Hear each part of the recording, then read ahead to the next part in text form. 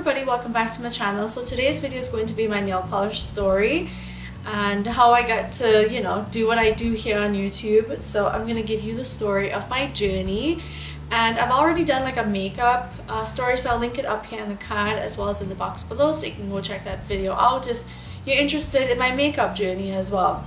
So I did take notes because it was quite a lot to remember actually, because I tried to film this video once before and I left out a lot. So let's begin. When I was born and raised in Trinidad and Tobago, for anybody that don't know, so I'm born and raised island girl, and I was always a girly girl, like from as far back as I can remember. Always had this attachment to the beauty industry, and I've just loved it all, like from skincare to lipstick and everything, nail polish, everything. I was way too young to wear it, so my mother wouldn't allow me to wear like nail polish. But when we moved from Trinidad to Canada around the age of like 12, so maybe around 13 or 14, I would say it's more likely between that age, I actually got into nail polish without any single influence, nothing on the internet, no one around me, my friends, painting their nails. I just, one day in the drugstore, I was like, wow, like I feel like painting my nails. And so I did. It was like this very innate thing, and I was real young, and at the time too, like nail polish was not as expensive, but it didn't have as much like variety as it does now. So I can remember very distinctly not being able to afford, like, because I was only 13 or 14, and like even if my mom could give me, or my dad could give me money for nail polish, like there was just no way they would give like $10 for just a bottle of nail polish. So I would save up my allowance and I would purchase like one bottle every so often, and I started to get a collection, and I can very much remember what the bottles looked like from NYX and Wet n Wild, and those were the I just stuck with that brand because it was so affordable, and I didn't know anything about like formula, chemicals, nothing like that. I was just like, I like that color, it's cheap, I'm gonna buy it. So that's kind of how I started off. And I remember I would do like nail art before blogging was a thing, before the internet and all that stuff. I would actually do nail art, and I would do it once a week.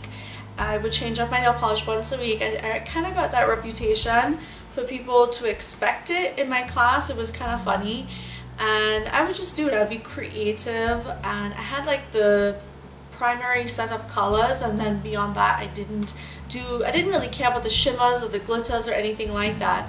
I just had the basic colors, and I think I might do a video on just like what you need for basics, because really and truly you don't need a whole lot to start off your collection or to enjoy nail polish. And I remember I would do nail art with the actual nail polish brush, and I didn't have like the technique or anything in mind, but I was pretty successful in what I was trying to accomplish back then. I sort of left the whole nail polish world behind when school started to become more demanding. I can recall that very distinctly, and I was like, well, I don't have time to paint my nails and let it dry and any of that. So I was more like in study mode for school, and it lasted all the way through the end of junior high school, all the way till high school. Never painted my nails, but I would always paint my toes. Never my nails, but I would always paint my toes. And not through university, but then like I would say probably 12 or 13 years later, yeah, I was having lunch or dinner with one of my best friends, Irina, and she had like this vampy, I can remember, very vampy dark purple, kind of like OPI Linkin Park After Dark or OPI at midnight, and I loved it. She has like gorgeous nail beds, by the way, and I loved it on her so much, and I was like, nail polish, like this light bulb just kind of went off in my head, and I was like, I haven't, like, where are my bottles of nail polish? I would have this one fuchsia nail polish, and I don't like the color fuchsia now, especially on my toes, but back then that was like I had one bottle and I would use it till it was done.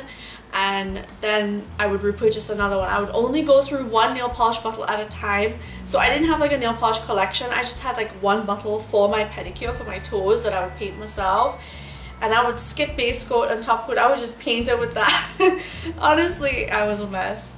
But when I saw her like with her nails, I was like, I really need to find that, I need to get that. So this is kind of where that journey starts, and we're going back maybe in 2009, about the end of 2000, or mid or end of 2009. It so happened that it coincided with YouTube, and when I found YouTube, I can't remember what led me to find YouTube, like the beauty community on YouTube, but I just obviously I found it at some point, and I started to watch videos. Like I would consume them ridiculously. Like I mean, I had like an addiction, I think, at one point to YouTube videos. Like I just couldn't get enough of beauty videos, because you see, I really didn't have like my sister is very girly, but I don't have like a super girly friend, like who are, you know, into all the different stages of makeup and different stages of skincare and stuff. Like they love it as an overarching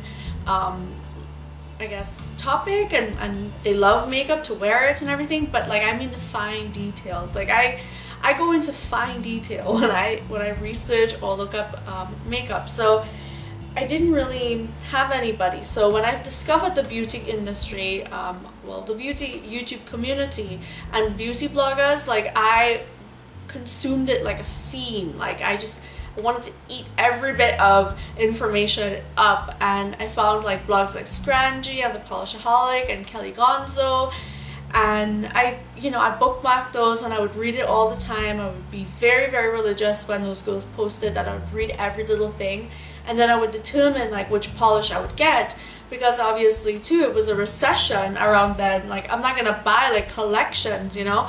And I think we forget, like when the recession hit, we were very mindful of what we would purchase, right? So I kind of found a few people on YouTube at the time that I think did specific nail polish videos, and I was more into makeup.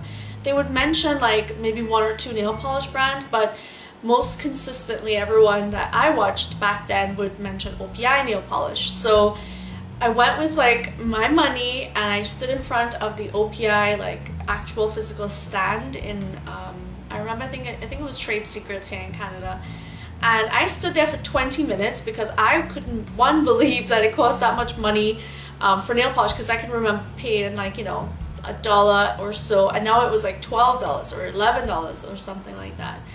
And I remember thinking like, okay, I'm gonna have to like choose a color that I can wear, and that is like the only nail polish I'm gonna wear for like a year or two or something like that. You should see my collection now. I must have driven the sales associates like crazy, because I couldn't quite decide. I was like, well, I'm investing in this, it's my money, I'm gonna pick the exact polish that I want.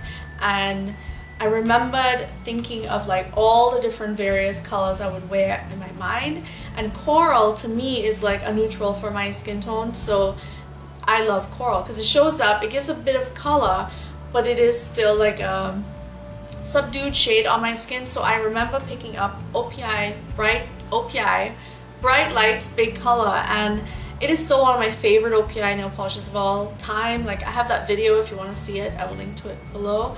And I just loved it. And I can remember too, that was the day I had like the original OPI My Private Jet in my hand, and I didn't buy it. I was like, hollow. I didn't even know it was holographic, right? I was just like, ooh, lots of sparkle, but I don't wear dark polish. And my mentality back then was only buy a polish you know you're gonna wear like over and over and over again, and you're gonna finish the bottle, and that's it. That's the mentality I should have today. At least I stopped buying a lot now, right? But then it was just like, no, I had like this really one-track mind, and I put it down, and like I didn't even know how to find nail polishes was a thing. I didn't know there was a nail polish community. I didn't know any of this, right? So I put it away, and I just went about my day, right? And I was also like watch a lot of these like nail polish hauls, and a lot of people would be buying from e-tailers. So Trans Design, I got so much OPI from them at one point. And China Glaze was something that I had never seen in store. Like I didn't see it. Even at Sally's Beauty, I didn't see it. Which is all the China Glaze nail polishes, like for Audrey, like the classics, you know, the things that I need to swatch that again. I need to wear that nail polish again, because that was my very first China Glaze I ever purchased, and it's still one of my favorites today. But it kind of gets put on the back burner. Like I haven't worn that in years, really.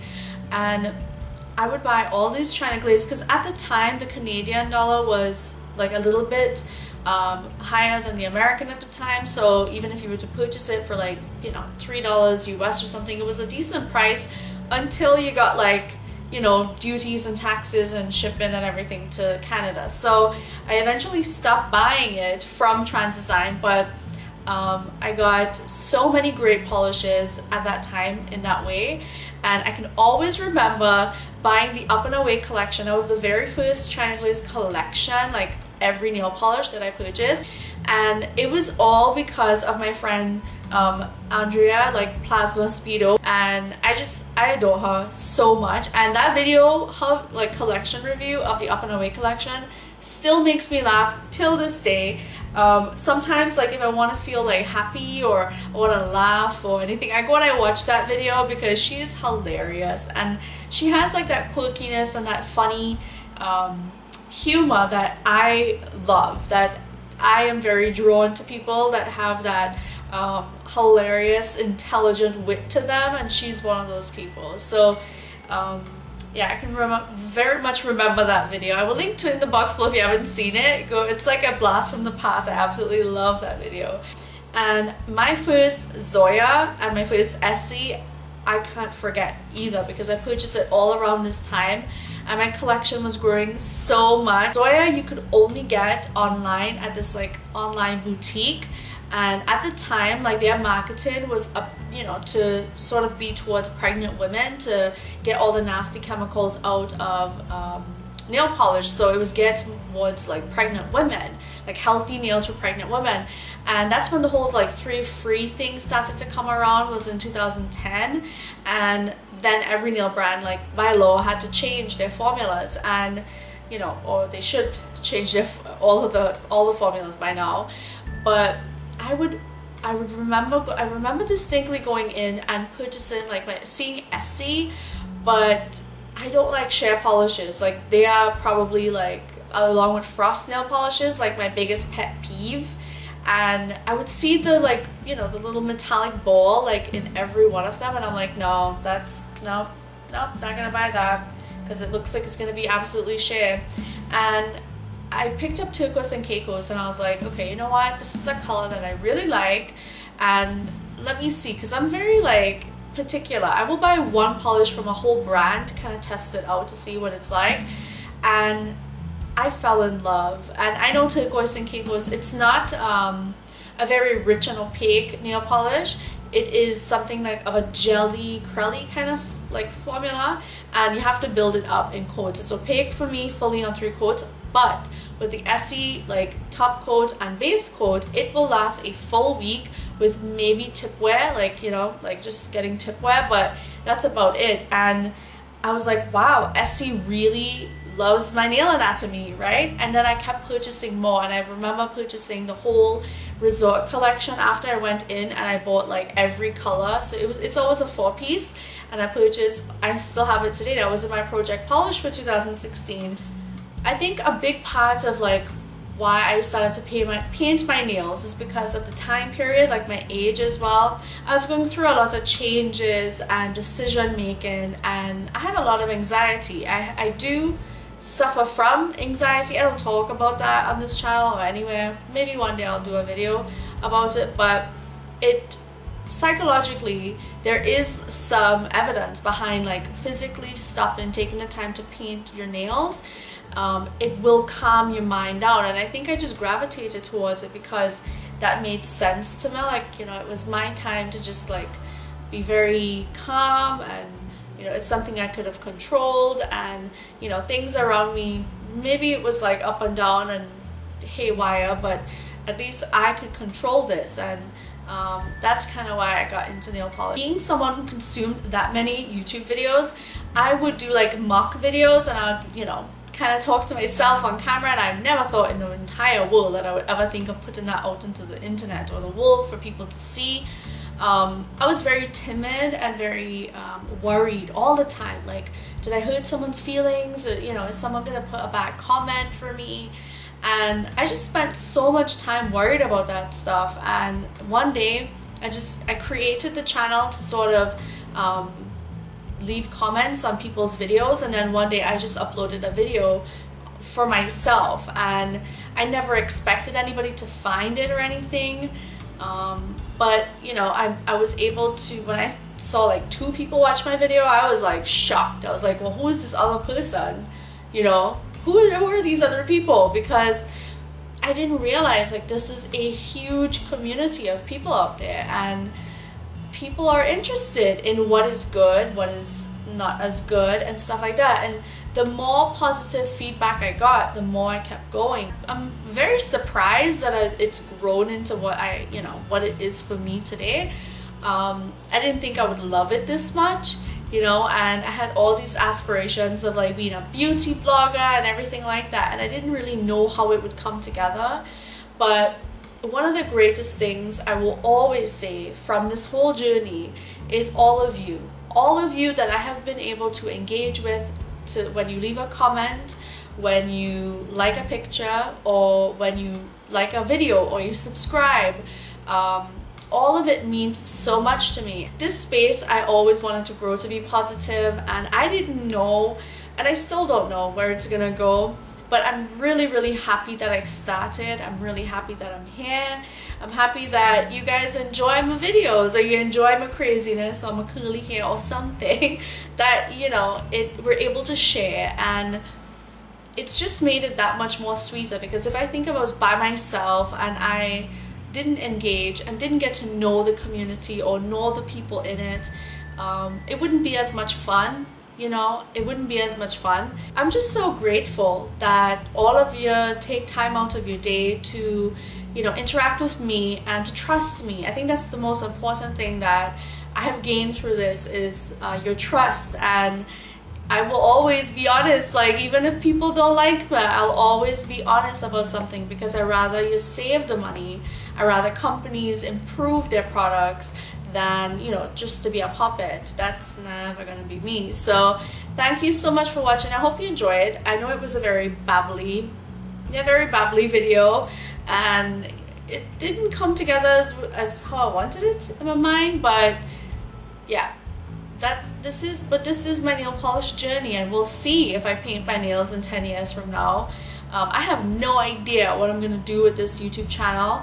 If one day I'll be gone, if one day I'll be here, I don't know.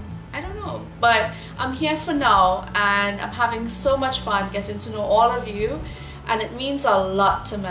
Just know that it means a lot to me that you have been part of this journey, and you continue to support me. It means so much, and I really appreciate all of you, and all of you have been part of my journey. And I don't forget anybody. I recognize names all the time. I do live Instagram videos now, so follow me on Instagram. I'll put it up on the screen, and I recognize all your names. I know everybody who are frequent commenters or people who interact with me. So thank you so much for watching. I hope this video was somewhat enlightening or entertaining, and I'll see you in the next one.